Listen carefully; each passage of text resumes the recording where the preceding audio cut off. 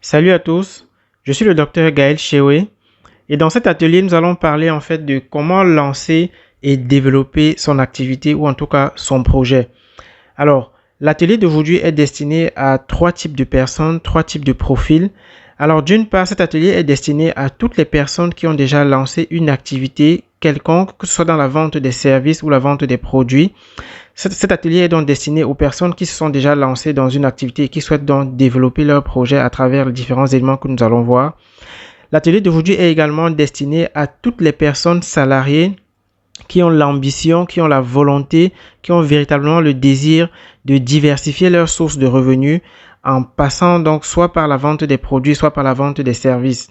Enfin, l'atelier d'aujourd'hui est également destiné à toutes les personnes qui jusqu'ici en fait ont une idée, ont une idée de projet mais ne sont pas encore passés à l'action, ne savent pas encore exactement comment procéder pour passer à l'action. Donc cet atelier aujourd'hui est donc destiné à expliquer, à développer et à voir ensemble de manière concrète comment lancer et surtout comment développer son projet.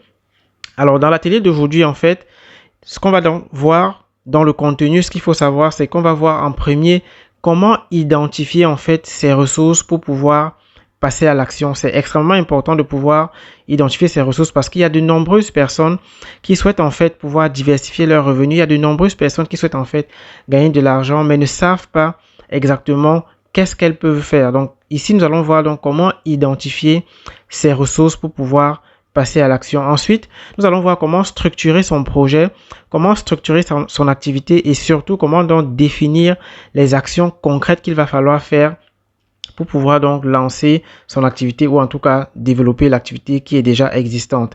À la suite de ça, nous allons voir comment valoriser ses services et ses produits. Alors, si vous êtes déjà lancé, si vous avez déjà eu l'ambition en tout cas de lancer un projet, alors vous savez déjà aujourd'hui que pour pouvoir réussir à faire du chiffre d'affaires, il faut être capable de valoriser ses produits et ses services. Et dans cet atelier, nous allons donc voir ensemble comment valoriser ses produits et ses services. Ensuite, nous allons voir comment structurer sa démarche commerciale. Alors, la réussite d'une quelconque entreprise est fondamentalement basée sur la capacité de cette entreprise à vendre des produits ou des services. Et donc, pour vendre des produits ou des services, il faut être capable en fait de savoir structurer sa démarche commerciale, ce que nous allons voir dans l'atelier d'aujourd'hui. Et enfin, nous allons voir un paramètre extrêmement important, c'est comment se discipliner et comment se préparer sur le plan psychologique pour ne pas abandonner. Parce qu'il y a de nombreuses personnes qui ont déjà eu à démarrer des activités et qui ont fini par abandonner pour une raison ou une autre. Et donc, nous allons voir ensemble comment donc se discipliner parce que c'est vraiment la discipline qui est plus importante. Et enfin, comment se préparer sur le plan psychologique. Donc voilà, maintenant que le décor est planté, nous allons donc démarrer notre atelier avec le premier thème, le premier sujet qui va donc être de savoir comment identifier ces ressources pour passer à l'action. Salut à tous, bienvenue à l'Académie des finances personnelles. Je suis le docteur Gaël Chewe et ici notre objectif à destination des salariés et des personnes qui entreprennent une activité pour gagner de l'argent, c'est de vous apporter des outils simples pour bien gérer vos revenus, qu'ils soient réguliers ou tout simplement irréguliers. À destination des parents et des responsables des ménages, notre objectif est de vous accompagner dans la planification et surtout la bonne utilisation de l'argent dans votre ménage. À destination des jeunes étudiants et des personnes actives sur le plan professionnel, nous partageons les connaissances permettant de développer les compétences pour diversifier vos sources de revenus. Enfin, l'AFP, c'est aussi développer les qualités personnelles comme la discipline, puisque c'est notre slogan, on passe tout de suite à l'action.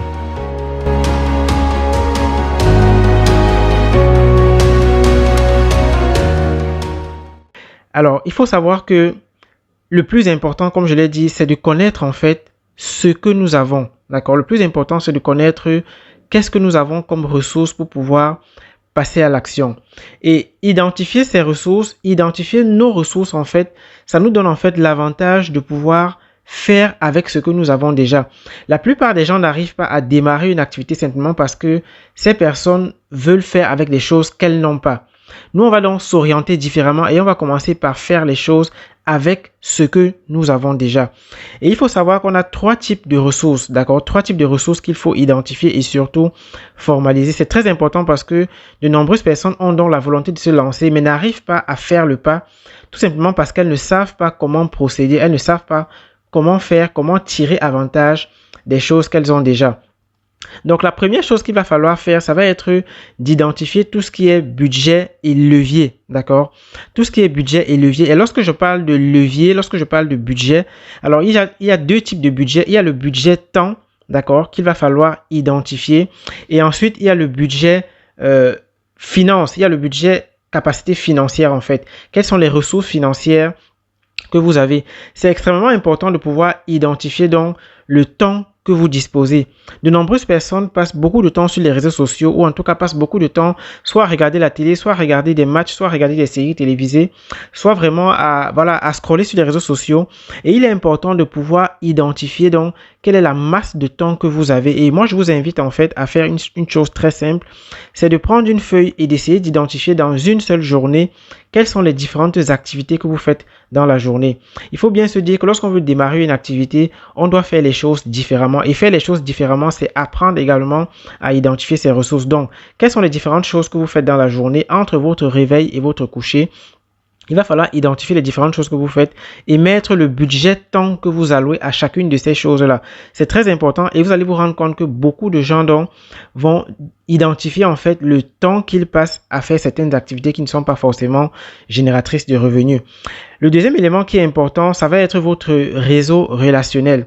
Donc, il va falloir identifier, d'accord, et surtout structurer votre réseau relationnel. Ce que je vais vous montrer par la suite, comment structurer son réseau relationnel.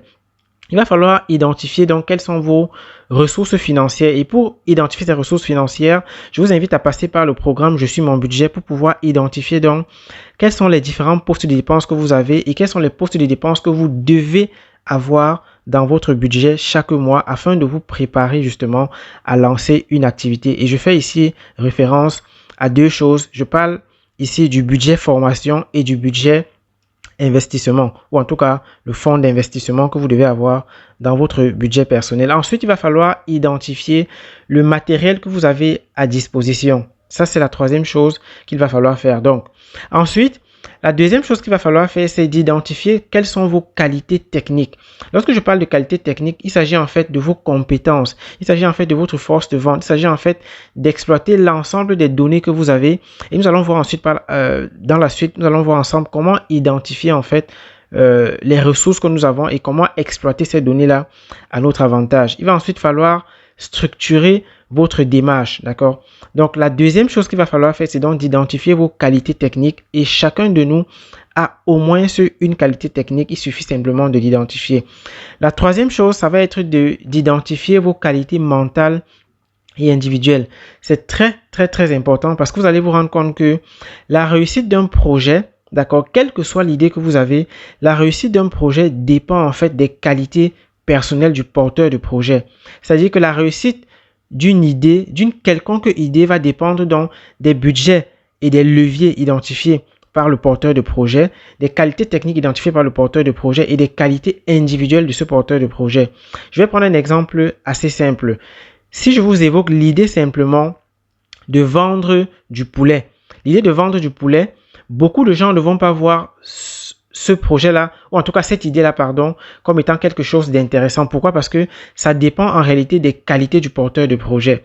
Maintenant, si je vous prends un porteur de projet comme celui qui a créé, par exemple, le restaurant Chop et Yamo, voilà une personne qui a eu des qualités individuelles, des qualités mentales qui consistaient en fait à se discipliner, à planifier comment est-ce qu'il peut transformer la simple ressource qui est le poulet dans un restaurant, en fait, dans un restaurant de qualité, d'accord? C'est quelqu'un qui a également identifié quelles sont ses ressources financières qu'il avait, quelles sont les ressources relationnelles qu'il avait pour pouvoir inclure ça dans la réalisation de son projet de vente du poulet. C'est également quelqu'un qui a essayé d'identifier quelles sont les qualités techniques, les compétences qu'il a dans, par exemple, la transformation du poulet, dans la force de vente pour pouvoir vendre son poulet à un certain prix afin justement de créer son projet. Donc, vous comprenez que chaque projet dépend en fait des qualités des qualités individuelles, des différents leviers, des différents budgets et des qualités techniques du porteur de projet. C'est extrêmement important de commencer par identifier ces qualités-là. Ce qu'il faut également savoir, c'est que identifier ces qualités, ça nous permet en fait de bien se préparer, d'accord, pour pouvoir passer à l'action. Ça permet également d'identifier non seulement les ressources qui sont disponibles, mais également les ressources qui ne sont pas à notre disposition, ou en tout cas les ressources dont on a besoin pour pouvoir développer son projet. Identifier les ressources, ça permet également d'attribuer, d'accord, certaines ressources à différentes tâches. C'est-à-dire que si vous avez une ressource financière, quelle est la tâche que vous allez attribuer à cette ressource financière-là? Si vous avez une ressource qui est le temps, quelle est la tâche que vous allez affecter à cette ressource-là? Donc, identifier ces ressources, ça permet donc de répartir ces ressources et finalement de valoriser donc les différentes ressources que nous avons. Et lorsqu'on parle de ressources, il faut savoir qu'il y a plusieurs types de ressources. Il y a ce qu'on appelle des ressources matérielles. Ça peut être une salle, ça peut être votre lieu d'habitation. Votre lieu d'habitation actuellement, c'est également une ressource que vous avez. Ça peut être un ordinateur, ça peut être un téléphone que vous avez parce que le téléphone que vous avez, vous pouvez l'utiliser en fait pour communiquer, vous pouvez l'utiliser pour structurer votre réseau comme on va le voir par la suite. Ça peut être les différents logiciels que vous savez utiliser, que vous pouvez également utiliser pour pouvoir gagner de l'argent. Donc, identifier ces ressources, ça passe également par déterminer donc quelles sont les ressources matérielles que j'ai, quels sont les différents lieux d'habitation que je peux visiter, que je peux exploiter, d'accord? Quelles sont les ressources intellectuelles que j'ai? Quelles sont les connaissances que j'ai? Quelles sont les ressources informationnelles que j'ai? Quelles sont les ressources financières, les ressources humaines que j'ai? Et pour vous accompagner, donc, la première chose que je vous conseille, donc, ça va être donc de mobiliser votre fonds d'investissement. Quelle est la quantité d'argent que vous avez aujourd'hui dans votre fonds d'investissement et que vous êtes donc prêt à perdre? Quelle est cette quantité d'argent que vous avez mis de côté afin de pouvoir investir, afin de pouvoir intégrer dans votre projet? Il faut savoir que on n'investit pas l'argent dont on a besoin pour vivre de façon quotidienne.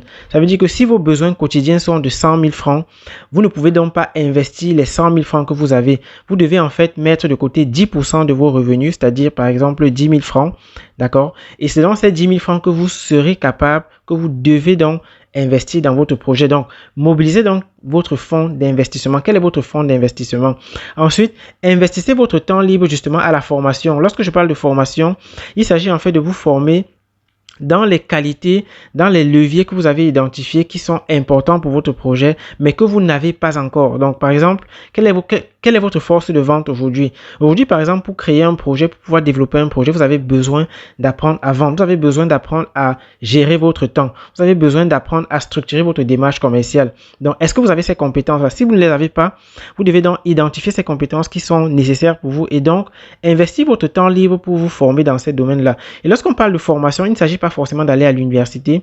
Il s'agit entre autres, par exemple, de suivre des capsules éducatives. Il s'agit de payer des formations ciblées dans le domaine que vous avez identifié qui seront importantes pour vous. Il faut ensuite maintenant structurer et qualifier votre réseau. Alors, comment est-ce qu'on peut structurer et qualifier son réseau? Structurer son réseau, en fait, ça revient en fait à déterminer quelles sont les personnes importantes qui peuvent influencer en fait la réussite de votre projet. Et donc pour structurer votre réseau, je vous invite à faire simplement 3 actions.